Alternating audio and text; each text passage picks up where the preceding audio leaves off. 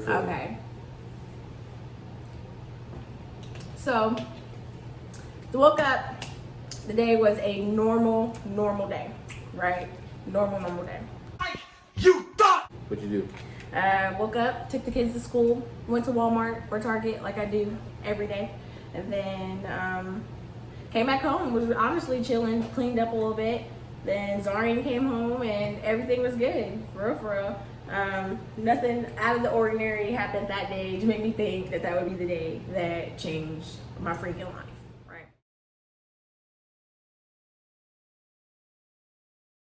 Yeah. So fast forward to 4:45 p.m. August 8th of 2022. Never forget it. So we decided that we're gonna go get our kids from daycare. Well, our son, our 3-year-old. So we decided we're gonna go get him from daycare. So we get in the car, everything. So we're actually watching a movie at the time, and then I was like, "Oh, it's 4:45. We gotta go get him." Eat potatoes, busting. No, for sure. That was the day. Remember we were watching a movie, and I was like, "Oh my God, it's almost time. We gotta go get Batman." And so we all get in the car. We go to get him. Everything's smooth. Everything is smooth. We're playing our jams. Zoe was already with us. Mm-hmm. And yeah, so Zoe was already with us. And Zari was already with us too. The oldest. So we go to get Batman. We're playing music. On the way back, mind you, first of all, the daycare is literally like 7 minutes from our crib. 7 minutes on a bad day. Facts. Right? So that's how long it took us to go there and come back. On the way back, I kid you not, we're like 30 seconds from turning onto the street that our apartment is on. On the way back, my sister-in-law calls me. I'm listening to music, so the first time I'm like, slide up, you know? And then the second time she calls me, I'm like, okay, let me answer. I'm like, hello? She's like, Kale, your house is on fire. I said, whose house is on fire? She said, your house. And I look at him because he's driving. I'm in the passenger. I look at him. He's like, what? And I'm like, she said, the house is on fire. And he's like, what house? And I'm like, that's honestly. Can't be my house. Both of us are like, whose house? Like, And then I was like, Sharia said, our house is on fire. This man drives on the opposite side of the road. Got to go. To get there, okay? So he drives on the opposite side of the road. We're driving around cars. By the grace of God, nobody was coming our way. But like I said, we're like 30 seconds from turning onto our street. So we turn on to the street and all we see is all of our neighbors outside. Standing outside, looking. Say, ooh. Okay? So I'm on the phone with my sister. I'm like, oh my God, did you call 911? She's like, no. I'm like, oh my God. So I immediately hang up with her. As we're pulling up, I'm getting out. I'm trying to run in to see what's going on. But it's like so hot. From the moment you stepped out of the car, it was hot. And our apartment was even in the back, but it was like a stairwell. That just shows you like how big the fire was and how much it was. It was so hot that I knew I couldn't even go in there. He tried to go in there, and a couple of our neighbors tried to go in there. Tried to save the day. For real. Tried to extinguish the whole thing. I had fire and steam hitting me in my face and glass all over my hands. I should have just left it up to the firemen. And this is me respectfully calling BS. But it was taking forever. For real, that really was taking forever. Shout out to the firemen, but for real, I'm not being ungrateful. I'm very grateful for everything that they did. But like I said, I asked my sister if anybody had called 911, and nobody did. This the hood, just in case y'all didn't know.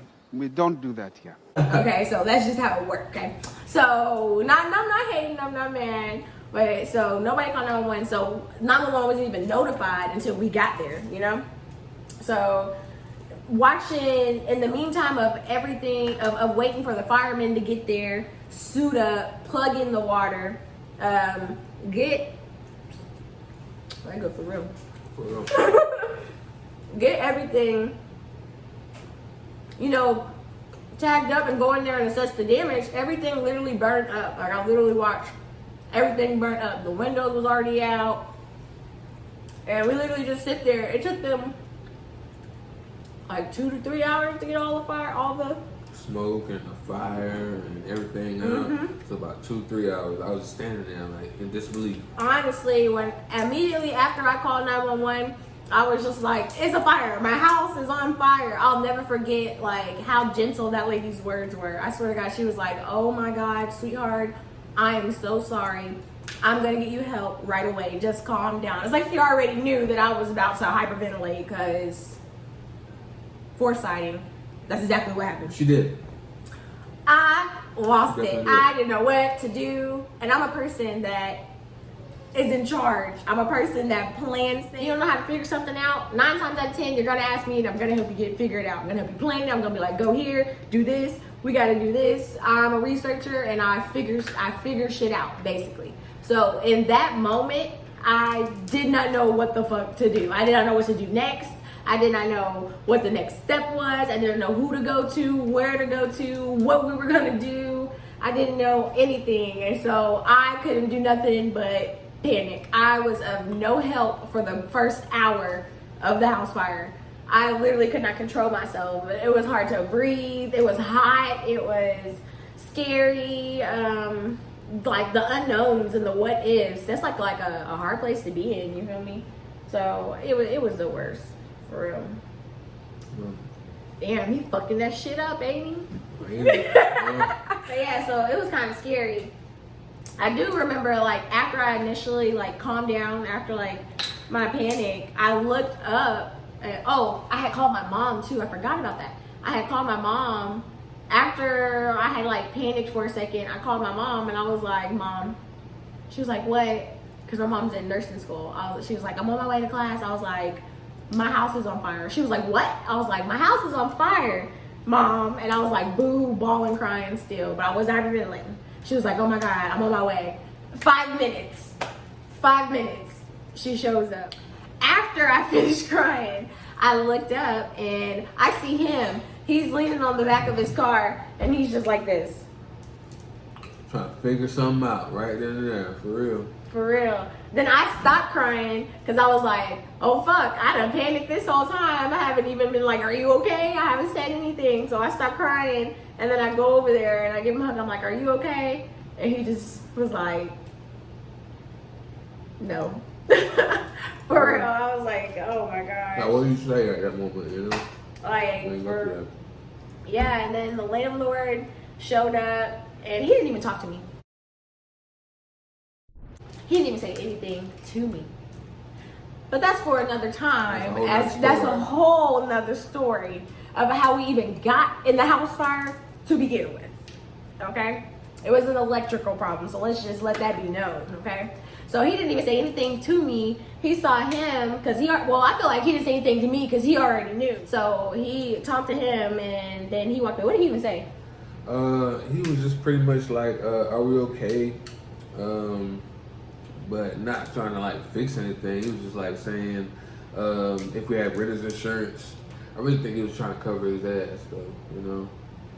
Yeah. But he was just checking up on us in the moment and seeing what he had to do and cross all his I's and got all his T's together.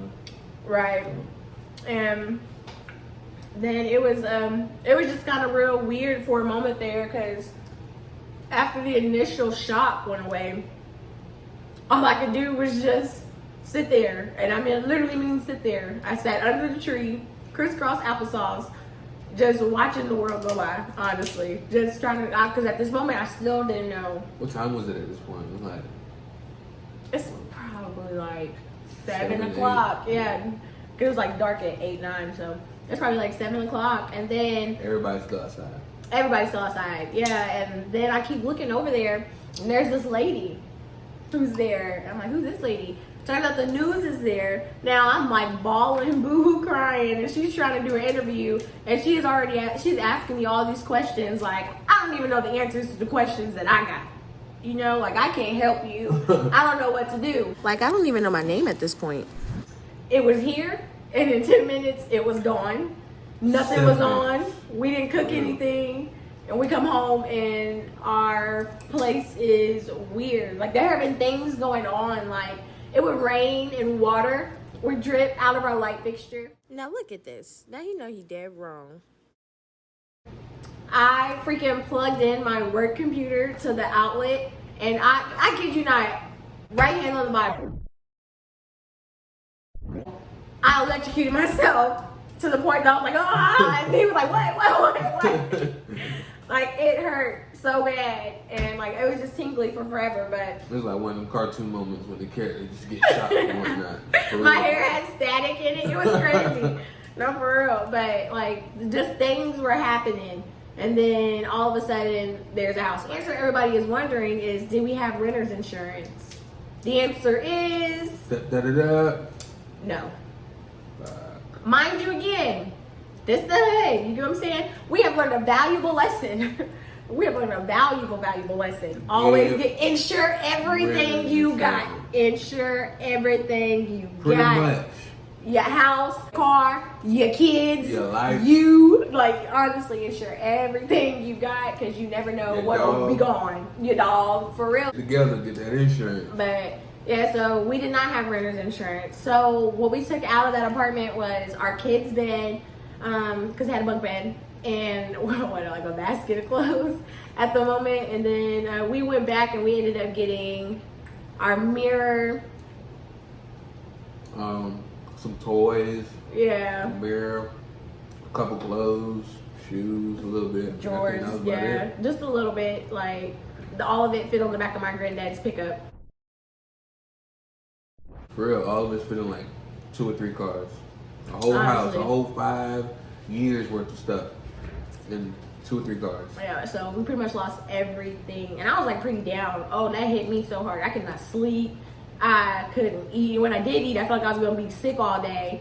I couldn't. If I did fall asleep, I felt like I couldn't stay asleep. I couldn't stop crying. It was like literally the worst. And at the same time, I still had this fear of like, what the fuck am I going to do? Like, I still didn't know.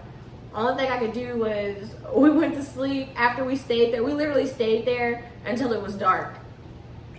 Talking to people, the Red Cross showed up, and they ended up helping, giving us some resources that day. So shout out to them.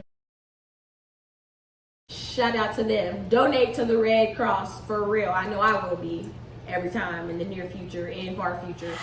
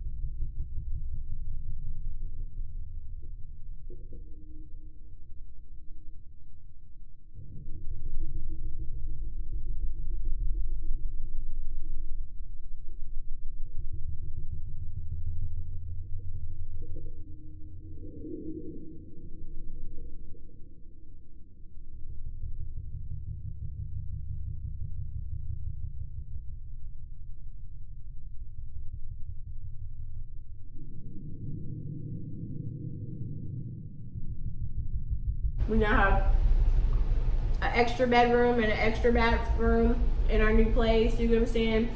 Middle of town. Easier for us. It's nicer. It's safer. Oh my God, it's safer. It is so safer. And our landlords aren't dicks. I mean jerks. They're not jerks. No, you're right. No, for real. Yeah. Run by women the right way.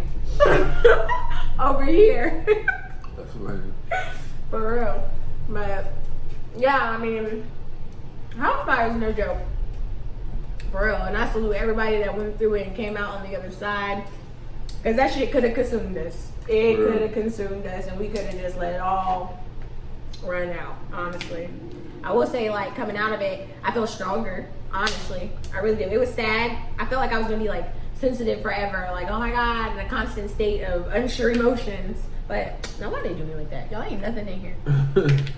But, like, I thought I was going to be like that forever. But at the end of the day, it made me stronger. And honestly made me realize, like, what's important and what's not. What's replaceable and what's not.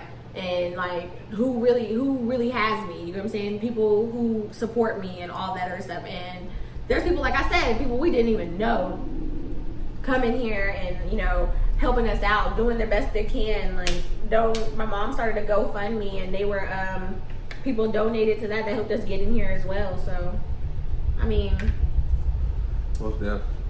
for real. But, yes. And if y'all want the story on our no good scum in between my toes, I hate your stinking gut landlord at our previous apartment, stay tuned for another story time because I got something to say. Most definitely. I got a lot I to say got about something to say. All right?